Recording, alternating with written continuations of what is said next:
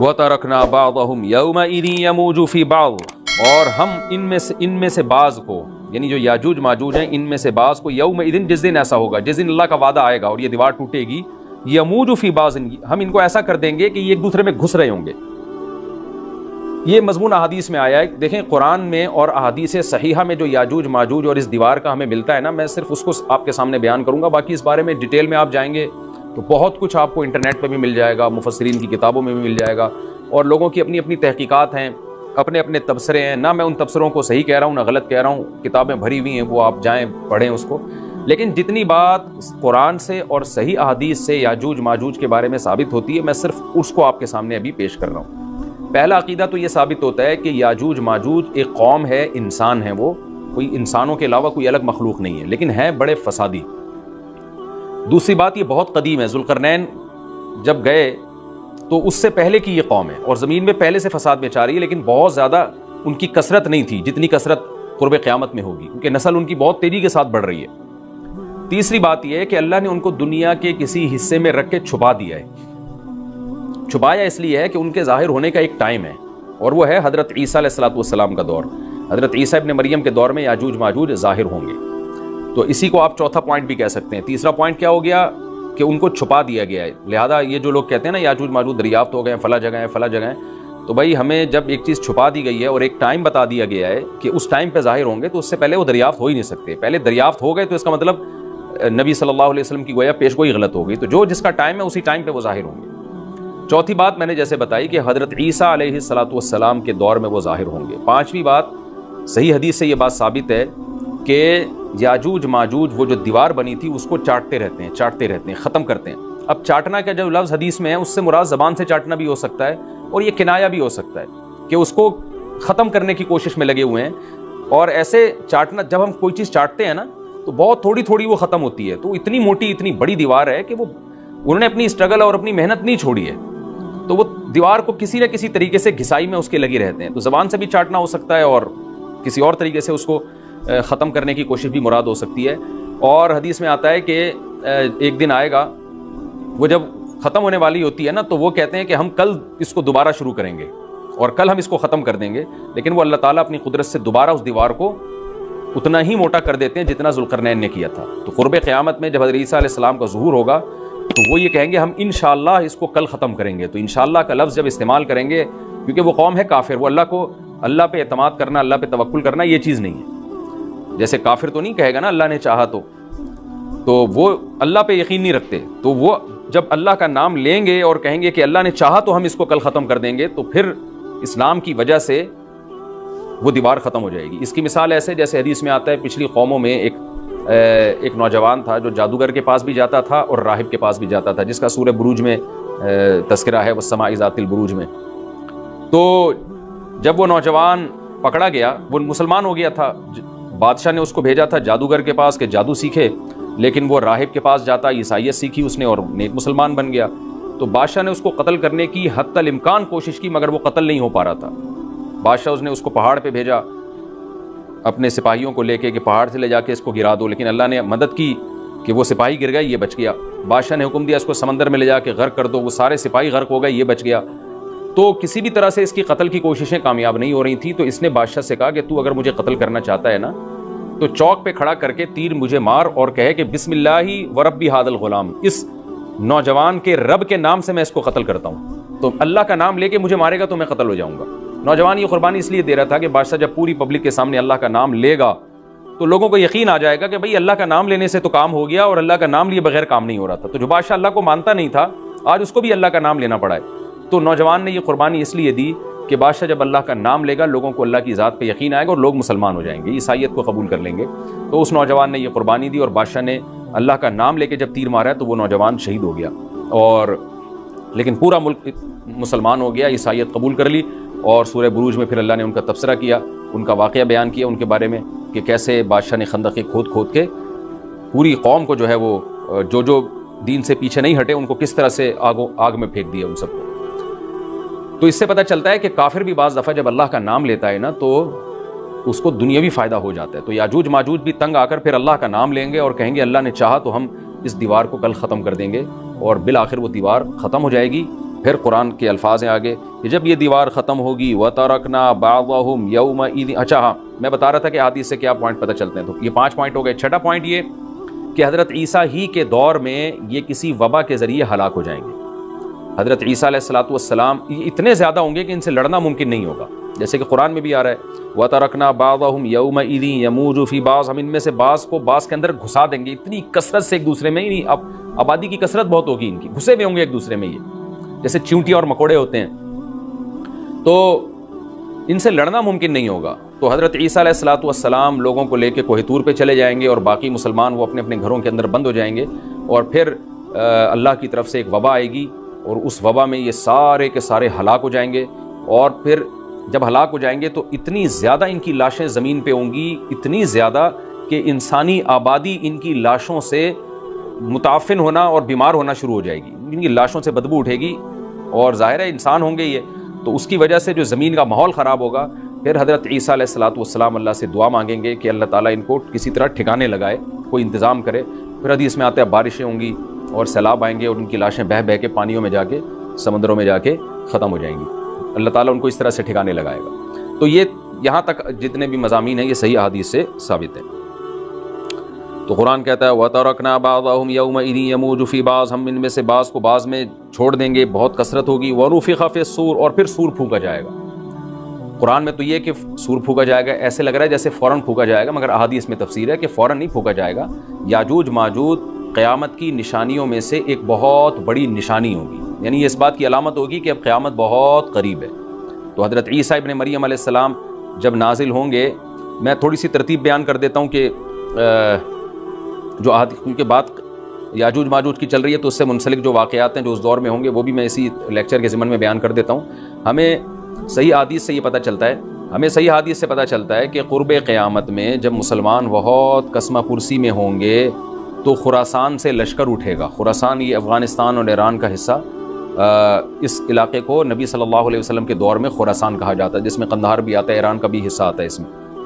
تو یہاں سے لشکر اٹھے گا، مجاہدین لڑیں گے بہت بڑی تعداد میں، دنیا میں جہاد ہوگا، مسلمان ظلم کی چکی میں پس کے تنگ آ چکے ہوں گے، اور لڑتے لڑتے حدیث میں آتا ہے اتنی بڑی بڑی لڑائیاں ہوں گی کہ 1/3 مسلمان شہید ہو جائیں گے اس میں، 1/3 مجاہدین جو لڑنے والے ہوں گے، اور 1/3 جو ہوں گے وہ میدان جنگ سے بھاگ جائیں گے، اور 1/3 کو اللہ فتح عطا فرمائے گا۔ تو جو 1/3 میدان جنگ سے بھاگ جائیں گے، نبی صلی اللہ علیہ وسلم نے فرمایا ان کی توبہ کبھی قبول نہیں ہوگی۔ جو 1/3 شہید ہو جائیں گے وہ افضل ترین شہداء ہوں گے اس وقت کے، اور 1/3 کو اللہ تعالیٰ غلبہ عطا فرمائیں گے۔ ایک واقعہ تو ہمیں قرب قیامت میں نبی صلی اللہ علیہ وسلم سے یہ ملتا ہے صحیح حدیث سے۔ دوسرا ہمیں یہ ملتا ہے کہ قرب قیامت ہی میں مسلمان قسمہ پرسی کا شکار ہوں گے، تو تلاش کریں گے حضرت مہدی کو، کیونکہ حضرت مہدی وہ شخصیت ہیں جن پہ تمام نیک لوگ جمع ہو جائیں گے، اور وہ مسلمانوں کی میدان جنگ میں کمانڈ کریں گے، جہاد میں کمانڈ کریں گے۔ تو ان کو بیت اللہ میں تلاش کیا جائے گا، وہ رسول اللہ صلی اللہ علیہ وسلم کی اولاد میں ہوں گے، اور لوگ ان کو پہچان لیں گے، اہل اللہ پہچان کر ان کو اپنا امیر بنائیں گے، اور ان کی قیادت میں پھر لڑائی اور جہاد شروع ہوگا۔ اور یہ لڑائی جب دمشق میں لڑائی ہو رہی ہوگی تو دمشق میں عصر کی نماز کے وقت حضرت مہدی، میں نے جو یہ کہا کہ دمشق میں لڑائی ہو رہی ہوگی، مقصد یہ نہیں ہے کہ دمشق کوئی میدان جنگ بنا ہوا ہوگا، مقصد یہ ہے کہ وہ مجاہدین کا لشکر دمشق میں ہوگا عصر کی نماز کے وقت، لڑائی چاہے کسی اور میدان میں ہو رہی ہو، لیکن حدیث میں ہمیں دمشق کا تذکرہ ملتا ہے۔ تو دمشق میں حضرت شام کا تذکرہ ملتا ہے، اور جو قرائن ہمیں ملتے ہیں وہ دمشق کی ایک خاص مسجد ہے، وہ مسجد حضرت مفتی تقی عثمانی صاحب اور مفتی رفیع عثمانی صاحب نے اس کو ہائی لائٹ بھی کیا، لیکن وہ یقینی نہیں ہے، یہ خوب سمجھیں، انہوں نے اس کا بھی تبصرہ کیا کہ اس کے بارے میں کوئی یقین نہیں ہے۔ تو حضرت مہدی عصر کی نماز پڑھا رہے ہوں گے، لوگ امامت میں آپ کے پیچھے کھڑے ہوں گے، یہاں تک کہ مسجد کے مینار پر، آج بھی وہ مینار موجود ہے جس کے بارے میں غالب گمان ہے کہ یہ وہ مینار ہے جہاں حضرت عیسیٰ علیہ السلام نازل ہوں گے، غالب گمان کے درجے میں کہا جا سکتا ہے، ورنہ پھر اسی کے اڑوس پڑوس میں کوئی مسجد ہوگی۔ میرا اگر شام جانا ہوا تو انشاءاللہ میں ارادہ ہے کہ میں ولاگ میں اس مسجد کا بھی تذکرہ کروں گا، اس جگہ کا بھی تذکرہ کروں گا، لیکن میں پہلے یہ بات بتا دوں کہ وہ 100% یقینی نہیں ہے، ایسا نہ ہو کہ اس مسجد کے مینار پہ چڑھ کے لوگ جو ہے وہ اس کے کوئی مینار کو ہی چاٹنا شروع کر دیں تبرک کے طور پہ۔ تو عصر کی نماز کا ٹائم ہوگا، حضرت عیسیٰ ابن مریم علیہ الصلوۃ والسلام فرشتوں کے کندھوں پہ ہاتھ رکھ کے نیچے اتریں گے نماز کے ٹائم پہ، یعنی آسمان سے مینار تک آئیں گے، اور پھر مینار سے آپ کے لیے سیڑھیاں لگائی جائیں گی، سیڑھیوں کے ذریعے مینار سے نیچے اتریں گے، اور لوگ ان کو پہچان لیں گے۔ حضرت مہدی ان کو امامت کے لیے آگے کریں گے کہ آپ اللہ کے ایک پیغمبر ہیں، آپ نماز پڑھائیے۔ حضرت عیسیٰ علیہ السلام انہی کو آگے رکھیں گے. اور اس طرح کا مفہوم ہے حدیث میں کہ اللہ نے اس کام کے لیے آپ کو ہی منتخب کیا. کیا مطلب یہ امامت اس امت کا حق ہے. تو حضرت عیسیٰ ابن مریم علیہ الصلوۃ والسلام کا جو کام ہوگا وہ جہاد ہے اور یہودیوں سے انتقام لینا، کیونکہ یہودیوں نے اپنے خیال میں حضرت عیسیٰ کو قتل کیا تھا، تو اللہ نے یہودیت ہی کے خاتمے کے لیے اور دجال کے خاتمے کے لیے عیسیٰ ابن مریم کو نازل کیا ہے. حضرت مہدی سے پہلے ہی دجال ظاہر ہو چکا ہوگا. دجال کے بارے میں حدیث میں آتا ہے کہ ہر پیغمبر نے اپنی امت کو دجال کے فتنے سے ڈرایا ہے. اچھا، یہ دجال ایک ایسی شخصیت ہے جس کا یہودی انتظار ہم سے زیادہ کر رہے ہیں، کیونکہ یہودی اس کو اپنے لیے نجات دہندہ سمجھتے ہیں، جبکہ حدیث میں آتا ہے کہ دجال کانا ہوگا اور اس کا خدائی کا دعویٰ ہوگا. اس کے پاس کچھ ایسی طاقتیں ہوں گی کہ مردے کو زندہ کر دے، زندہ کو مار دے. ایک طرف اس کے باغ ہوگا، ایک طرف اس کے آگ ہوگی. جو اس پر ایمان لائے گا اس کو باغ میں داخل کرے گا، اور جو اس پر ایمان نہیں لائے گا اس کو آگ میں داخل کرے گا. اور رسول اللہ صلی اللہ علیہ وسلم نے فرمایا اس کی جو آگ ہے حقیقت میں وہ جنت کا باغ ہوگا، اور اس کا جو باغ ہے حقیقت میں وہ جہنم کی آگ ہوگی. تو جو نبی کی باتوں پہ یقین کرتے ہیں وہ دجال کے فتنے سے محفوظ رہیں گے. اور حدیث میں سورہ کہف کی بھی تلاوت کا حکم ہے. جمعے کے دن جو کہف کی تلاوت کرتا ہے اللہ اس کو دجال کے فتنے سے محفوظ رکھتا ہے. اب آپ دیکھیں یہ سورہ کہف میں ہی قیامت کی علامات کا تذکرہ ہے نا، تو شاید اسی وجہ سے کیونکہ جو سورہ کہف پڑھتا رہے گا وہ یاجوج ماجوج کے واقعات بھی پڑھتا رہے گا اور اللہ کی قدرت کے واقعات بھی پڑھتا رہے گا، تو دجال کے فتنے سے اللہ اس کو اس برکت سے بچا کے رکھیں گے، فتنے سے محفوظ رکھیں گے. تو وہ ایسی طاقتیں دکھائے گا، بے وقوف لوگ اس پہ ایمان لے آئیں گے. حدیث میں آتا ہے کہ کانا کبھی بھی خدا نہیں ہو سکتا، یعنی اس کی تو ایک آنکھ ہوگی نہیں، لیکن بے وقوف لوگ اس کے یہ کچھ ظاہری کمالات دیکھیں گے، یہ نہیں دیکھیں گے کہ یہ تو شکل بھی اس کی اچھی نہیں ہے، یعنی خدا کم از کم جمال والا ہوتا ہے نا، یہ تو ہے بھی کانا. اور اس کے بڑا بڑا کافر بھی لکھا ہوا ہوگا واضح طور پر، جس سے پتہ چلے گا. لیکن احمق اور بیوقوف لوگ جیسے روحانی عامل کو کچھ شعبدے دیکھ کر ان پہ سے متاثر ہو جاتے ہیں نا، روحانی عاملوں کے شعبدے دیکھ کے، تو ایسے ہی دجال کے شعبدے دیکھ کے متاثر ہوں گے. تو بہت لوگوں کو، خلقت کو، بہت بڑی امت کو گمراہ کرے گا دجال. اہل اللہ کو اللہ تعالیٰ اس کے فتنے سے محفوظ رکھے گا. پھر حضرت عیسیٰ ابن مریم جب نازل ہوں گے تو وہ دجال کو قتل کریں گے. حدیث میں آتا ہے کہ نیزے کے ذریعے گھوڑے پہ بیٹھ کے قتل کریں گے. علماء نے اس حدیث کا دو مطلب بیان کیے ہیں کہ یا تو اس کا مطلب یہی ہے کہ واقعی گھوڑے پہ بیٹھیں گے، نیزہ استعمال کریں گے، اور زمین جو ہے وہ اتنی پہلے اس سے جنگیں ہو چکی ہوں گی کہ لوگ دوبارہ تلواروں گھوڑوں کی طرف آ جائیں گے. اس بات کا امکان ہے، ہر ملک ایٹمی طاقت بن چکا ہے، تو اگر یہ ایٹم بم سارے ملک آپس میں چلا دیں تو ہم دوبارہ گدے گھوڑوں والی زندگی پر آ جائیں گے. ٹیکنالوجی ساری تباہ و برباد ہو جائے گی، انسان کی ترقی. تو اس بات کا بھی امکان ہے کہ کوئی اس سے پہلے ہو سکتا ہے کوئی ایسی جنگ عظیم ہو کہ انسانیت دوبارہ پہاڑوں پتھروں کے دور میں آ جائے. لیکن ظاہر یہ معلوم ہوتا ہے کہ رسول اللہ صلی اللہ علیہ وسلم نے جو کلام کیا ہے، ظاہر ہے اس دور کے لحاظ سے جو لوگوں کے جہاں تک جو لوگوں کی مینٹل اپروچ ہے وہاں تک، تو نبی صلی اللہ علیہ وسلم میزائل یا اور ٹینکوں کا تذکرہ کرتے تو کیا سمجھ میں آتا؟ تو گھوڑے سے مراد ہے جو اس زمانے کا گھوڑا ہوگا، اور نیزے سے مراد ہے اس زمانے کا جو اسلحہ ہوگا، کیونکہ نیزہ نبی کے دور کا ایک مناسب اسلحہ تھا اور گھوڑا نبی کے دور کی میدان جنگ کی ایک مناسب سواری تھی. تو اس سے یہ بھی پتہ چلتا ہے کہ ہو سکتا ہے عیسیٰ ابن مریم نیزے کے بجائے کلاشنکوف کا استعمال کر لیں. تو یعنی وہ نیزہ جو ہے وہ اس کلاشنکوف کی یا جو بھی اسلحہ اس وقت حضرت عیسیٰ ابن مریم استعمال کریں گے اس کی ایک تعبیر ہے. تو اس کا بھی پورا امکان ہے. تو ہمیں بہرحال اتنا ایمان ہمارے لیے ضروری ہے کہ دجال کو قتل کرنے والی جو ذات ہے، جو شخصیت ہے، وہ عیسیٰ ابن مریم علیہ الصلاۃ والسلام. تو حضرت عیسیٰ کے ذریعے اللہ تعالیٰ دجال کو قتل کریں گے، اور حضرت عیسیٰ کی قیادت میں زبردست جہاد ہوگا. حدیث میں آتا ہے کہ عیسیٰ ابن مریم اس دنیا کو امن سے بھر دیں گے. اتنا امن ہو جائے گا اور اتنی مالی فراوانی ہوگی، اتنی مالی، کیونکہ دنیا میں مال بہت ہے، ڈسٹریبیوشن صحیح نہیں ہے. جو تقسیم ہے نا مال کی وہ ظالمانہ ہے، جس کی وجہ سے غریب سے غریب تر ہے، امیر سے امیر تر ہے. حضرت عیسیٰ ابن مریم ایسا نظام قائم کریں گے کہ جس سے مال کی صحیح تقسیم، اور لوگ اٹھیں گے زکوٰۃ کا مستحق تلاش کریں گے اور لوگوں کو زکوٰۃ کا مستحق نظر نہیں آئے گا. غریب تلاش کرنا مشکل ہو جائے گا. یعنی ایک آدمی، حدیث کے مفہوم ہے کہ زکوٰۃ لے کے گھومتا رہے گا اور اس کو کوئی غریب نہیں ملے گا. اتنی مالی فراوانی ہو جائے گی. پھر ترمذی کی روایت میں آتا ہے کہ اللہ کی طرف سے برکتیں ایسی نازل ہوں گی کہ بڑے بڑے انار پیدا ہوں گے، بڑے بڑے انگور پیدا ہوں گے، زمین اپنی برکتیں کھول دے گی. اور حضرت عیسیٰ علیہ السلام خنزیر کو بھی دنیا سے ختم کر دیں گے. خنزیر کی نسل کو ختم کر دیا جائے گا. وَيَضَعُ الْجِزْيَةَ، اور جزیہ کا نظام ختم. اما الاسلام و اما السیف، یا تو تلوار یا اسلام، اس کے علاوہ نہیں. تو نبی صلی اللہ علیہ وسلم کو اللہ نے جس مقصد کے لیے دنیا میں بھیجا تھا، اس مقصد کی جو تکمیل ہے وہ عیسیٰ ابن مریم کے ذریعے. باقی اس میں حکمتیں کیا ہیں اس پر میرے الگ سے بیانات موجود ہیں کہ اللہ نے حضرت عیسیٰ ابن مریم کا انتخاب کیوں کیا اس کام کی تکمیل کے لیے. اسی امت میں کوئی کیوں منتخب نہیں کر لیا، یا یہ کہ پیغمبر صلی اللہ علیہ وسلم ہی کے ذریعے پوری دنیا میں اسلام کو غالب کر دیا جاتا. اس میں کیا حکمتیں ہیں اس پر میرے الگ سے بیانات موجود ہیں. ابھی تو میں کوشش کرتا ہوں کہ تفسیر سے میں جو ٹو دا پوائنٹ بات ہے اس سے یہاں اس لیکچر میں نہ ہٹوں. تو اسی وقت حضرت عیسیٰ ابن مریم اس کو یاجوج ماجوج کو قتل کریں گے اور دنیا انصاف سے بھر جائے گی. اور اللہ تعالیٰ نے جو پیغمبروں کو دنیا میں بھیجا تھا اس کا مقصد کیفیت اور کمیت دونوں لحاظ سے حاصل ہو جائے گا. اس کے بعد پھر آہستہ آہستہ دنیا میں زوال شروع ہوگا, اور پھر جب پوری دنیا کے لوگ زوال کا شکار ہوتے ہوتے کفر کی طرف جائیں گے, گناہوں کی طرف, اور حدیث میں آتا ہے جب تک ایک شخص بھی اللہ کا نام لینے والا ہوگا اس دنیا پر قیامت نہیں آئے گی. یہاں تک کہ آخری شخص جب دنیا سے اٹھے گا جو اللہ کا نام لیا کرتا تھا, تو اس کے بعد اللہ تعالیٰ سور پھونکیں گے, جبریل کو حکم دیں گے سور پھونکنے کا, اور اس دنیا کو تباہ و برباد کر دیا جائے گا. تو آگے قرآن کہتا ہے وَنُفِخَ فِي الصُّورِ, اور پھر سور میں پھونکا جائے گا, فَجَمَعْنَاهُمْ جَمْعًا, پھر ہم ان تمام انسانوں کو جمع کر دیں گے. وَعَرَضْنَا جَهَنَّمَ يَوْمَئِذٍ لِّلْكَافِرِينَ عَرْضًا, اور قیامت کے دن ہم جہنم کو یومئذ, جس دن ایسا ہوگا یعنی جس دن سور پھونکا جائے گا, یہ دوسرا سور مراد ہے, للکافرین عرضا, کافروں کے سامنے پیش کر دیں گے. الذین کانت اعینہم فی غطاء عن ذکری, یہ وہ لوگ ہیں جن کی آنکھیں میری یاد سے پردے میں پڑی ہوئی تھیں, یعنی میری یاد کی چیزیں ان کو نظر ہی نہیں آتی تھیں, غفلت میں پڑی ہوئی تھی جن کی آنکھیں. وَكَانُوا لَا يَسْتَطِيعُونَ السَّمْعَ, اور یہ سننے کی صلاحیت بھی نہیں رکھتے تھے, نہ حق بات سنتے تھے نہ حق دیکھتے تھے, بس اپنے خواہشات کی جو چیزیں ہیں وہ ان کو اچھی لگتی تھیں اور وہی ان کو سمجھ میں آتی تھیں. تو یہ ہمارا رکوع الحمدللہ کمپلیٹ ہو گیا. اس رکوع میں ہمیں بہت سارے اسباق ملتے ہیں, میں نمبر وار اس کو مختصراً بیان کر دیتا ہوں. پہلی بات تو یہ کہ دیکھیں اللہ تعالیٰ نے کیسے کیسے بادشاہ دنیا میں بھیجے ہیں, اور کتنے پاورفل بادشاہ. حضرت ذوالقرنین کا نام ہی قرن والا, دو کناروں والا, زمین کے بہت بڑے حصے کو حضرت ذوالقرنین نے فتح کیا. اور اللہ کے نیک بندے کیسے اللہ کے راستے میں لڑتے رہے ہیں.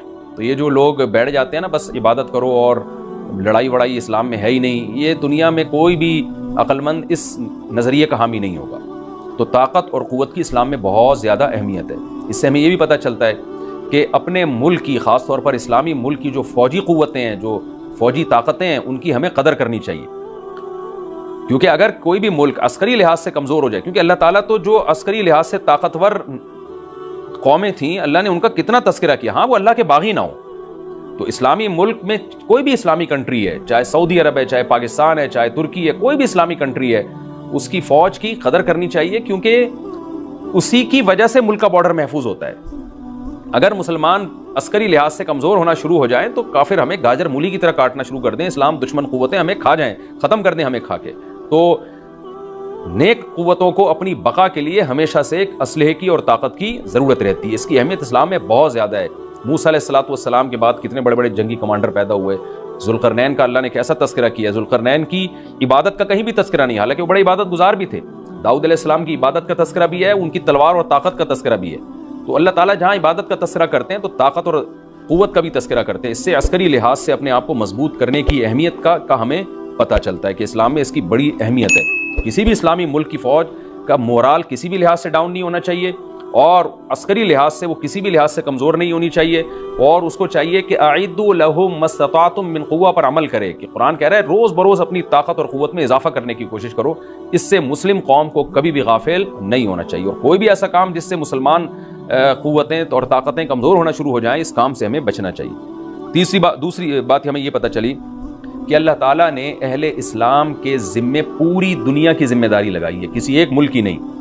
جتنے بھی پیغمبر آئے ہیں جب وہ دنیا فتح کرنا شروع کی ہے تو کہیں رکے نہیں ہیں وہ کہ بھئی یہاں تک, اس سے آگے نہیں جانا. ان کی صلاحیت ہی ختم ہو گئی ہو, وسائل ہی ختم ہو گئے ہوں تو الگ بات ہے. تو پوری دنیا ہے جس میں اللہ کے دین کو غالب کرنا ہے. اب اس کا طریقہ کیا ہوگا, ظاہر ہے جو جس زمانے میں سوٹیبل طریقہ ہو وہ اختیار کیا جائے گا. تو حضرت ذوالقرنین پہلے انتہائی مشرق کی طرف گئے ہیں جہاں سورج نکلتا ہے, تو وہاں سے جہاں سے آبادی شروع ہو رہی ہے, اور ان کا خیال تھا کہ اب آگے آبادی نہیں ہے تو پھر جا کے اسٹاپ کیا ہے. مغرب میں بھی ایسے ہی, شمال میں بھی ایسے ہی. تو ہمیں جب دیکھتے ہیں کہ جب صحابہ کرام نے دنیا فتح کرنا شروع کی ہے تو ہمیں مسلمان کمانڈروں میں بھی ایسے واقعات ملتے ہیں کہ وہ علاقے فتح کرتے کرتے سمندر کے کنارے پہنچے, اور انہوں نے سمندر کو دیکھ کے کہا کہ تیرے آگے بھی آبادی ہوتی نا تو ہم اللہ کا کلمہ وہاں بھی بلند کرتے. یہ دور تھا مسلمانوں کا, اور یہ عیسیٰ ابن مریم دوبارہ پھر وہی کریں گے, پوری دنیا کو فتح کریں گے. تو حضرت ذوالقرنین کے اس واقعے سے پتہ چلتا ہے کہ پوری دنیا کی ذمہ داری اللہ نے ہمیشہ سے اہل اللہ پہ لگائی ہے, اور وہ پوری دنیا میں اللہ کے دین کو غالب کرنے کی کوشش میں ہمیشہ سے لگے رہے ہیں. تیسری بات ہمیں پتہ چلتی ہے کہ اسباب اور وسائل کی اہمیت. حضرت ذوالقرنین نے جب اتنا پہاڑوں کے بیچ میں اتنا یعنی لوہے کی پلیٹیں لگا کے, تانبا پگھلا کے آہنی دیوار بنائی ہے, تو خوش ہوئے ہیں, ھذا رحمت من ربی, یہ میرے رب کی رحمت ہے. تبھی تو اللہ کا شکر ادا کیا نا, خوشی پہ شکر ادا کیا جاتا ہے. تو اس سے یہ بھی پتہ چلتا ہے کہ سائنس اور ٹیکنالوجی, دیکھیں یہ کام ٹیکنالوجی کے بغیر ممکن نہیں تھا. تبھی تو اس قوم نے کہا نا ذوالقرنین سے کہ ہم پیسے آپ کو دیں گے، لیکن ہمارے پاس وہ وسائل نہیں ہیں، وہ ٹیکنالوجی نہیں ہے ہمارے پاس. اور بظاہر ایسا لگتا ہے کہ ان کے پاس لوہا بھی تھا، تانبا بھی تھا، کیونکہ حضرت ذوالقرنین اب یہ تو نہیں ہے کہ زمین کے مشرق کی طرف دوبارہ لوہا جمع کرنے گئے ہوں، تو وہیں سے جو کچھ ہوگا نکالا ہوگا. تو وسائل اس قوم کے پاس تھے، ٹیکنالوجی نہیں تھی کہ اس لوہے کو اور اس تانبے کو پگھلا کے دونوں پہاڑوں کے بیچ میں پلیٹیں کیسے بنانی ہیں اور ان کو کیسے ان کے بیچ میں تانبا کر کے کہانی دیوار بنائی ہے. یہ ٹیکنالوجی ان کے پاس نہیں تھی. تو اس سے ہمیں ٹیکنالوجی کی ویلیو کا بھی پتہ چلتا ہے. آج مسلمان اس میں بھی بہت پیچھے چلے جا رہے ہیں اور اس کو مذہب سمجھنا شروع کر دیا ہے. یہ بات بھی غلط ہے. حضرت ذوالقرنین نے اتنی طاقت اور قوت کا استعمال کیا اور اتنے زبردست طریقے سے اس وقت جو بھی اس سوٹیبل ٹیکنالوجی تھی اس کا استعمال کر کے دو پہاڑوں کے بیچ کے راستے کو بند کر دیا اور اس پہ خوشی منائی حضرت ذوالقرنین نے. یہ نہیں کہا کہ بھئی اس سے کچھ بھی نہیں ہوتا، اصل میں تو بس انسان کو چاہیے کہ وہ اللہ اللہ کیا کرے بیٹھ کے، اور یہ کیا اللہ سے بس مدد مانگو، اللہ ہی. یاجوج ماجوج کے بارے میں ان کو کہہ دیتے ذوالقرنین کہ تم سب رات کو تہجد میں اٹھ کے دعائیں مانگو، اللہ یاجوج ماجوج سے تمہیں بچا لے گا. نہ حضرت ذوالقرنین نے کہا دعائیں بھی مانگو، یقیناً حکم دیا ہوگا دعائیں مانگنے کا، لیکن ہم پورے اسباب اور وسائل استعمال کریں گے، لوہے کی پلیٹیں بنائیں گے، تانبے کو پگھلائیں گے، اوپر چڑھائیں گے اور اس طرح سے پوری مضبوط دیوار بنائیں گے. آج مسلمان ہاتھ پہ ہاتھ رکھ کے بیٹھ گیا ہے اور وظیفوں میں اور جو ہے بس وہ چند صبح شام کے وظیفے پڑھ کے وہ سمجھتا ہے کہ ساری دنیا کے سارے مسائل کا حل اس سے ہو جائے گا. ایسا نہیں ہے. آپ کو بہت زیادہ ترقی کرنی ہے، بہت زیادہ اسباب و وسائل میں آپ کو غیر مسلموں سے آگے نکلنا ہے. جیسے کہ قرون اولا کا مسلمان نکلا تھا، تبھی اللہ نے اس کے لیے دنیا میں فتوحات کے دروازے کھولے تھے. تو اللہ ہمارے لیے فتوحات کے دروازے جبھی کھولے گا جب ہم عبادت کے ساتھ ساتھ سائنس اور ٹیکنالوجی کے میدان میں بھی آگے بڑھنے کی کوشش کریں. اور ہمیں قرب قیامت کی علامتیں بھی اس رکوع میں پتہ چلتی ہیں.